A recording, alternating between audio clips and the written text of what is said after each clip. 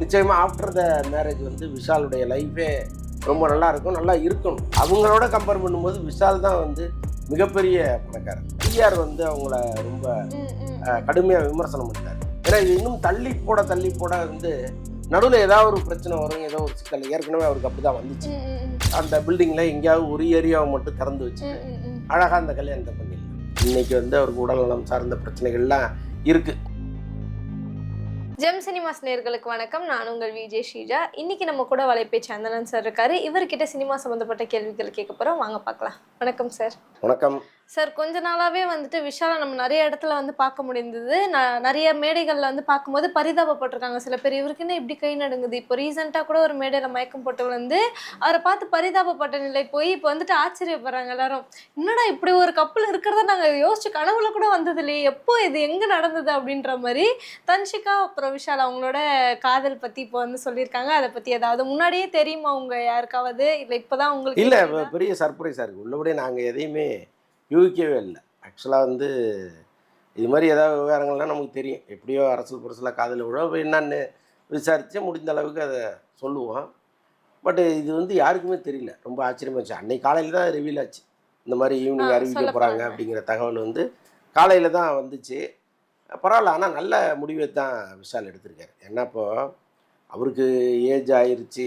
இன்றைக்கி வந்து அவருக்கு உடல்நலம் சார்ந்த பிரச்சனைகள்லாம் இருக்குது. அவர் இல்லை நான் நல்லா இருக்கேன் அப்படின்லாம் சொன்னால் கூட அதை தாண்டி அவருக்கு இருக்குங்கிறத பல இடங்களில் நம்ம தொடர்ந்து பார்த்துட்டே இருக்கோம். அவருக்கு நிறைய அவ்வளோ ப்ரெஷர்.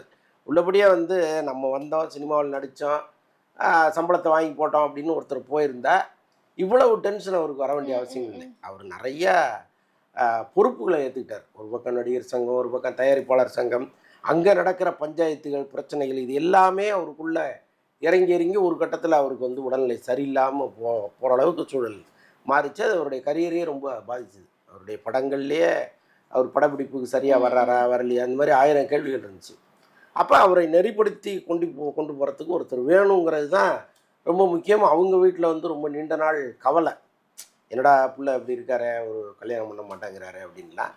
நல்ல வேலையாக அவருக்கும் ஒரு காதல் வந்து அவங்களும் வந்து அதை அக்செப்ட் பண்ணி டக்குன்னு அதை ரொம்ப குறுகிய காலத்தில் அறிவிச்சிருக்காங்க. இப்போ ஆகஸ்ட்டில் கல்யாணம்ங்கிறது வந்து ரொம்ப குறுகிய காலத்தில் அறிவிச்சிருக்காங்க. நல்ல விஷயந்தான்.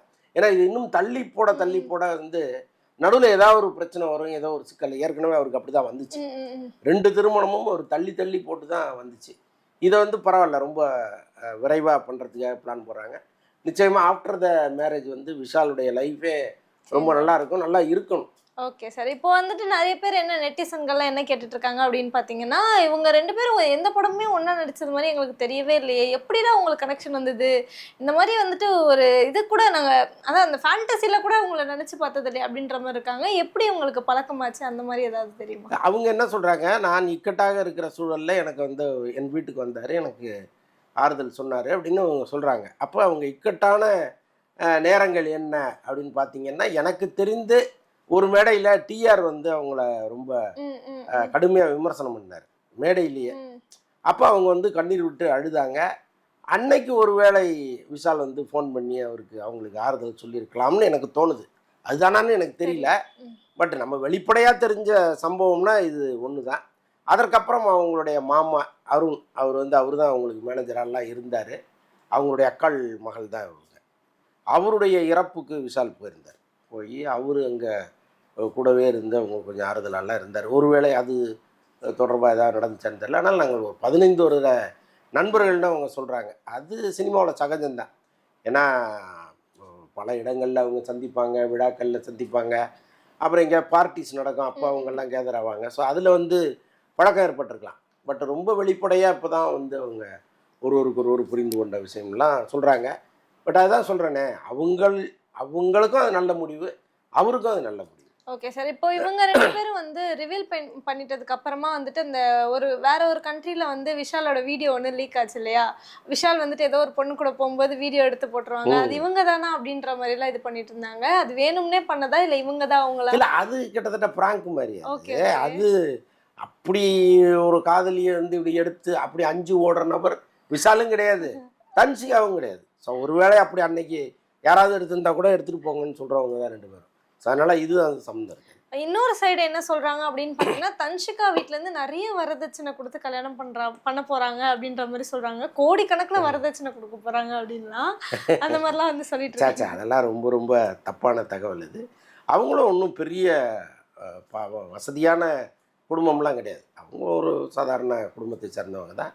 அவங்களோட கம்பேர் பண்ணும்போது விஷால் தான் வந்து மிகப்பெரிய பணக்காரர். இப்போ அவருக்கு வந்து நிறைய சொத்துக்கள் இருக்குது. 2 பசங்க, ஒரு பெண். தங்கச்சி. அவங்க தத்தெடுக்கப்பட்டவங்க, நேரடி வாரிசு கிடையாது அவங்க. அப்படி இருந்தாலும் வந்து அந்த சொத்துக்களில் அவங்களுக்கும் ஒரு சரிபாதி பிரித்து கொடுங்கலாம் விஷால் சொன்னதெல்லாம் தகவல் இருக்குது. ஸோ என்னென்னா, இப்போ ஒரு மிகப்பெரிய சொத்துக்கள் அதெல்லாம் வந்து அனுபவிப்பதற்கு ஒரு பேரப்பிள்ளைய இல்லையே, ஒரு மருமகள் இல்லையேன்னு நிச்சயமாக அவங்க ஃபேமிலி நினச்சிருக்கோம். அப்போ கரெக்டாக அவங்க அண்ணன் அழகாக ஒரு நடிகை தான் கல்யாணம் பண்ணி அழகாக செட்டில் ஆகிட்டார் அவர். அதுக்கப்புறம் வந்து இவர் தான் பெண்டிங்கில் இருந்தவர் அவங்க வீட்டில். ஸோ அதனால் எல்லாமே வந்து சரியாக இருக்குது. உள்ளபடியே அவங்க தான் அதிர்ஷ்டசாலி. ஓகே. இப்போ வந்துட்டு பார்த்தோம்னா, விஷால் அவர்கள் வந்து சொல்லியிருப்பாரு, இந்த பில்டிங் கட்டினதுக்கு அப்புறம் தான் நான் கல்யாணம் பண்ணுவேன். நீதி நேர்மை வென்றது அப்படின்னு சொன்னீங்களேப்பா, கட்டி முடிச்சிட்டிங்களா? அது எந்த சிச்சுவேஷன்ல இருக்கு, எந்த நிலைமையில இருக்கு அப்படின்ற மாதிரி கேட்டிருந்தாங்க. இப்போ அந்த பில்டிங் கட்டி முடிச்சிட்டாங்களா? பில்டிங் இப்போ மலமலன்னு வளர்ந்துட்டு இருக்கு. இப்போ நடுவில் நிறைய பேர் வந்து ஒவ்வொரு கோடியாக கொடுத்து அந்த ஒர்க்கு போயிட்டுருக்கு. ஸோ அதனால் வந்து கிட்டத்தட்ட ஒரு 90% அவங்க கிராஸ் பண்ணிட்டாங்க. எனக்கு தெரிஞ்சு என்ன நடக்கும் அப்படின்னா, அங்கே உள்ள ஏதாவது ஒரு அரங்கத்தை மட்டுமே அவங்க முதல்ல திறந்துருவாங்கன்னு நான் நினைக்கிறேன். ஏதாவது ஒரு சின்ன தியேட்டரோ அல்லது ஏதோ ஒரு ஹாலையோ திறந்து அதுக்கப்புறம் கல்யாணம் பண்ணுறதுல ஒன்றும் பிரச்சனை இல்லை. இன்னொன்று யாரும் சட்டையை பிடிச்சி கேட்க போகிறதில்ல. அது எப்படி நீ சொன்ன, எப்படி நீ பண்ணன்னு யாரும் கேட்க போகிறதில்ல. அவருக்கு ஒரு உறுத்தல் இருக்கும், என்னடா நம்ம சொன்னமே, சொல்லாமல் அதை செய்கிறோமேன்னு ஒரு உறுத்தல் அவருக்கு இருக்கலாம். அப்படி இருப்பதற்கும் வாய்ப்பு இல்லை. ஏன்னா இப்போ எங்கேயாவது ஒரு இடத்துல அந்த பில்டிங்கில் எங்கேயாவது ஒரு ஏரியாவை மட்டும் திறந்து வச்சுட்டு அழகாக அந்த கல்யாணத்தை பண்ணிடலாம். Okay sir. விஷால் பிஎஸ் மித்ரன் அவங்க மறுபடியும் இணையறாங்க. மேபி இரும்பு திரை 2 இருக்குமா அப்படின்ற மாதிரி சொல்லியிருக்காங்க. அதை பற்றி?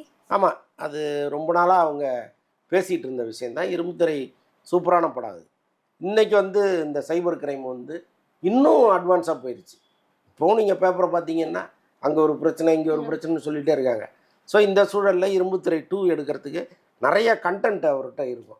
ஓகே. அப்போ அதனால் விஷால் இறங்கி வரணும். இன்றைக்கி விஷால் கொஞ்சம் சரியாகி ரெகுலராக ஒரு ஷூட்டிங் வருவாருங்கிற நம்பிக்கை முதல்ல பிஎஸ் மித்ரன்லாம் கிடச்சிதுன்னா ஷூட்டிங் கிளம்பிடுவாங்க.